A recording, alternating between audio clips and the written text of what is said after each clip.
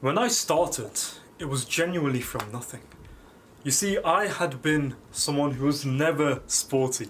When the other kids were playing football, when they were doing swimming or PE classes, I would always be the one to sit out.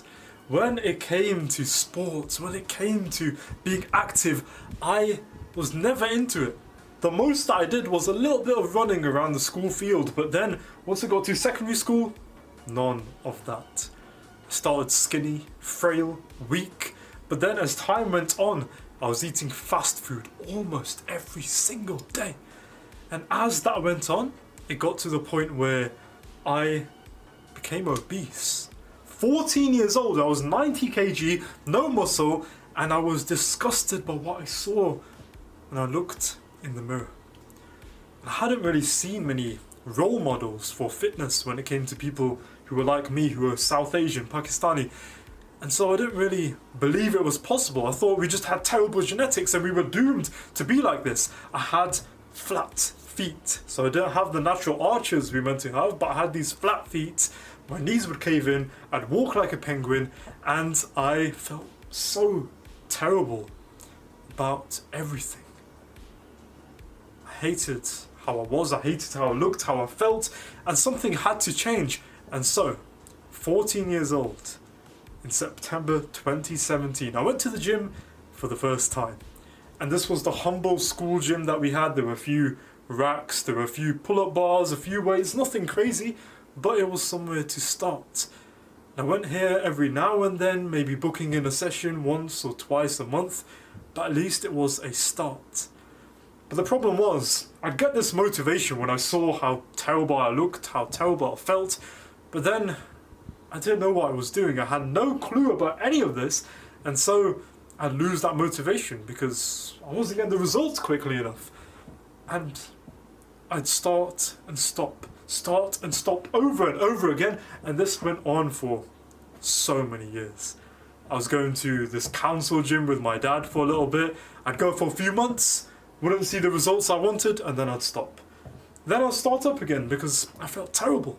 I had to start again, but then no results, and I'd stop. Start and stop over and over and over again, and it got to the point where after years and years I hadn't made progress. But then March 2020, and you know what happened at that time. All of the fast food places closed down now, and because of that I no longer had access to this terrible food I was eating on a daily basis. And let me tell you, this was absolutely terrible. I was eating so much. I was having 2 pizzas at a time. There were other days where I was having like 2 big chicken burgers, ton of fries, a ton of wings, like a packet of Sensations Thai sweet chili crisps after all of that as well. And you know that's a canon event for growing up chubby brown kids. You gotta have those crisps, and to this day they're pretty banging, I can't lie. But you can imagine just how terrible my diet was. I start to do a few home workouts with this 90-day transformation app that I found on my phone. I start to train these little things, and I unlock my first push-up. I wasn't able to do any push-ups, any pull-ups. I was never a monkey bar kid, but finally I unlock my first push-up. And I'm losing weight, but not in a healthy way. I'm eating 500, maybe 1,000 calories a day at most. I'm starving myself because surely I'll need to lose this weight as quick as possible. When I get down to 75 kg, then I'll be skinny, and I want to be skinny because I've been fat this whole time. I want these skinny legs. But I did cut down. I did lose the weight, and I did get down to 75 kg after starving myself. But I didn't look how I expected. I was just still kind of fat. I wasn't strong. I hadn't gained much muscle or anything. I wasn't this athletic, skinny physique that I wanted. Instead, I was still fat, maybe just a little bit less fat, but that wasn't what I wanted. And so I kept setting new goals, thinking that once I got to 70 kg, once I got to 68 kg or 65 kg, then I'd look how I wanted to look. But every time that happened, yes, I was less fat, but I wasn't how I wanted to look. And by the end of lockdown 2020, come October or so, I've lost a ton of weight. I've gone from like 89 kg down to 62 kg. And yes, I do look skinnier, I do look thinner, but when I look in the mirror, when I see myself shirtless, I'm skinny fat. I'm not strong, I'm not big, I'm not the kind of physique that I wanted. Because of course, having starved myself like this for so long, what ended up happening was that I lost fat, but I lost water, I lost muscle, I lost all of the things that would have changed the way that I looked. And so, of course, I never ever recommend someone to lose the weight in the same way that I did. Slow cutting, slow bulking, that is the way to do it. Changes to the body must be gradual, they must be done over time. But then, I was skinny. Again, I was inconsistent with training as soon as the gyms and stuff like that opened up. I wasn't training properly, I had no clue what I was doing. I was watching a bunch of BS on YouTube. I even listened to V-Shred. I almost bought his thing back in the day when I was 16, 17 years old. Luckily I didn't, because even I was able to call BS on a lot of the stuff that he was promoting at the time. But you see, I was still inconsistent. But finally, in 2022, I started to be consistent. 2022 was peak gym era, and social media was popping off with all of this gym content, Ziz, We Go Gym, all of this kind of stuff, and finally I had that motivation to start. And now I've been consistent for 3 years. And what I've achieved has blown me away. It's something that I would never have thought possible, but I've done it. And it's been such an incredible journey. I help people get stronger than they ever believed possible. And if that's something that you'd be interested in, check out the link below. More about that later. So I start training and I get myself to some decent numbers. I get my bench press up to past my body weight and I get it to 72.5 kg. I start deadlifting, and because I have long arms, deadlifts actually feel quite nice. And within just a few months, I get up to 120 kg with deadlifts, which I'm really proud of. And then I decide that yes, I will start training legs. And I go off to university, and now I'm training this push-pull leg split. I start off at 68 kg, but I'm slowly bulking up. And then come the winter of 2022 to 2023, I do my first bulk. Look, I don't know what I'm doing at all, but I'm eating more and I'm training pretty consistently, so that's got to count for something, right? I did this and I got up to 77 kg, and I have my sight fixed on this single goal, this goal that I've wanted for years already now, and it's the 100 kg bench. 2 plates. This has been in my sights for so long, and I try it, I go for it, but I fail. I go for it again because I'm eager, but I fail. I can do 95. Why can't I do 100? Why can't I do 100? I need to get this 100 kg, but I just can't do it, man. And so I try a bunch of times, I fail a bunch of times, and then I realize I gotta step back. I gotta make sure to train towards this properly a bit. And still, I don't know what I was doing, but I was starting to make some progress. I was starting to get into this consistency, which I didn't have before. And I did get that 100 kg bench eventually. It was June 2023. I'd already started this YouTube channel. I started to document a few things when it came to fitness, but nothing crazy just yet. But this was something that I had to document. This was going to be a core memory, a canon event that I had to show. And so, it was in June 2023 that I finally accomplished this. And to this day, that was such a beautiful experience, man.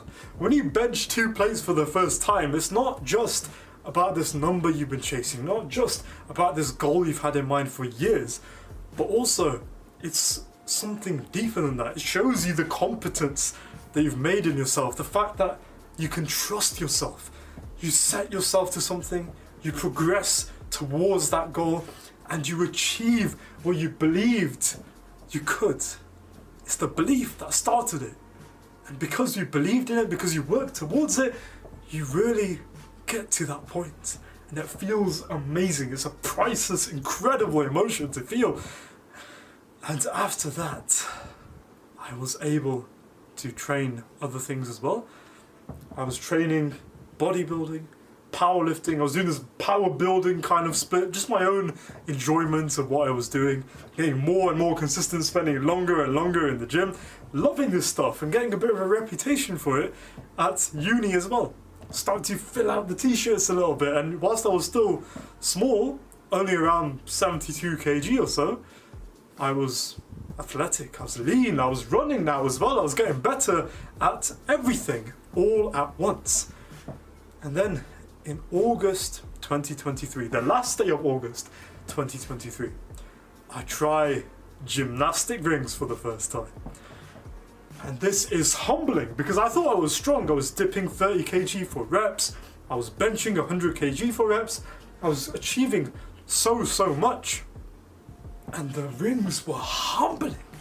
Got on them and I was shaking like crazy. Everything about them felt so hard, so brutal, and I was surprised, but it was also really fun, and it was something that I really wanted to commit to. And so I started training rings more and more. My training shifted.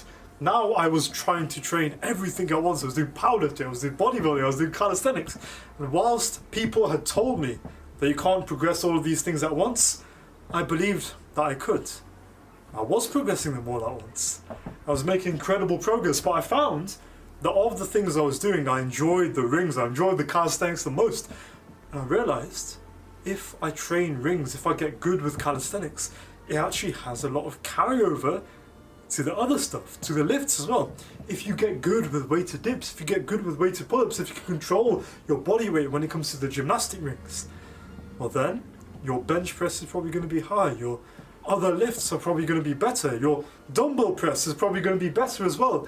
And I started to have this understanding, I started to pursue this, and alongside all of this, I was cleaning up my diet more and more. I was making sure to get all of the micronutrients that I could. I was making sure to get more and more protein, 100 grams, 110 grams, 120 grams, 130 grams, more and more and more over time. And it was so addictive. Finally, I was getting to a point where I could be proud of how I looked. My younger self, that terrible version of me, at least in how I felt. Of course, I have no blame for this version of me because he didn't know any better, right? But he felt so horrible about everything. But now it was the opposite. I felt amazing about all of this. I felt so good about this entire path that I was on. And I had made so much progress. My strength was so much higher. I felt so much stronger and better and healthier, but there was something missing. I was still stiff. When I tried to do scapular pull-ups, my shoulders would hurt. When I tried to do anything that involved more leg mobility, my knees would be in pain. I couldn't sit on my ankles or anything like that. I still had all of these problems. And so, in the last year or so, I really dedicated myself to fix these things. Anterior pelvic tilt, sorted. Flat feet, whilst I can't get rid of them, a lot of the mobility issues caused by that, sorted. Joint pain, sorted. All of these problems that I was experiencing for so long, I was able to overcome them by applying my own knowledge, by applying things that I learnt, by putting it into practice. All of these limitations, these limits, I was able to overcome. I realised it was such BS that South Asians, that Pakistani people couldn't get strong. And I'd seen some examples of it online, but more and more so, the biggest and most effective proof was myself. I was starting to get pretty big, I was starting to get into good shape, I was accomplishing things that a lot of others weren't. And whilst I saw that people who were sporties, white boys, they started climbing early, they were mugging me when it came to pull-ups and stuff like that, I was catching up with them. I was getting better and better, I was getting stronger and stronger. The mobility issues that I had, the joint weakness that I had, it was going away. I became more and more invested in calisthenics, and I saw this Russian guy come up on my feed. This Russian guy, he's like dipping like crazy, he's pulling like crazy, and he's shaking the entire room around him. I'm thinking, yo, what is this? But then I learned about this thing that he was doing called streetlifting.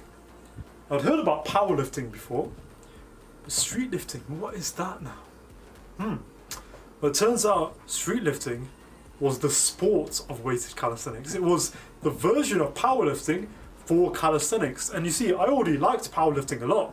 I enjoyed it a lot when it came to benching, when it came to squats, when it came to deadlift. I got my bench up to 110 kg, I got my squats up to 150 kg, I got my deadlift up to 190 kg. I was enjoying it, all of this stuff. And now I found streetlifting. This was that, but for calisthenics, for weighted dips, weighted pull-ups. The squat was still part of it, because if you think about it, a barbell back squat is weighted calisthenics. And also weighted muscle-ups. And look, I was nowhere near able to do anything like that, but weighted dips, weighted pull-ups, squats, these were already movements that I was doing. And I saw the potential. I learnt as much as I could about all of these things, and I started to make some incredible progress. Progress that I didn't think could even be feasible for someone like me, and yet it was. And my ambition, my vision grew stronger and bigger and wider. I realized, wait, in 5 to 10 years, I'll be the strongest man alive. And I didn't mean that as a lie or as some big, exaggerated, hyped up thing that I was trying to tell myself. No, instead it was something that I deeply felt, because no one else was doing this. I didn't see anyone else like me, someone who was plant-based, someone who was South Asian, someone who had the same terrible starting point as me, accomplish all of these things, getting to repping plus 60 kg on dips, pulling up over 40 kg, squatting 140, 150 kg for reps, doing all of these things on rings, running consistently, making progress with all of this. I didn't see it happening, and I began to realize so much is possible. Those limits they thought existed, they only existed in your thoughts. There was nothing else to them. And you see, as soon as I began to realize that, as soon as my actions proved that once and for all, it showed that there truly are no limits. And so I had to create a system to prove this and show this for others as well. And I've named it the Limitless Strength Blueprint. Now you see, this is everything that you get. Using this is what I've accomplished, and this is where I am going. There are no limits to strength. Whatever your starting point, however bad your genetics are, however bad your frame is, however poor your diet is, however poor your knowledge is, whatever you think, whether it's not possible, if you're brown, if you're vegan, if you grew up with flat feet, or if you had anterior pelvic tilt, or all of this, it's all BS. None of that is a limit. I've proved it through myself and through the dozens that I've helped along this path. And so, this is what you must do for yourself. This is the best action that you could ever take, because it's about time that you realize just what you're capable of. The goals that you can achieve. You can get to 20 clean pull-ups. You can bench press 100 kg. You can achieve incredible strength, mobility, and size and endurance all at the same time. It really is possible, and there are no limits. So check that out. The link is below. And as always, remember, bro, keep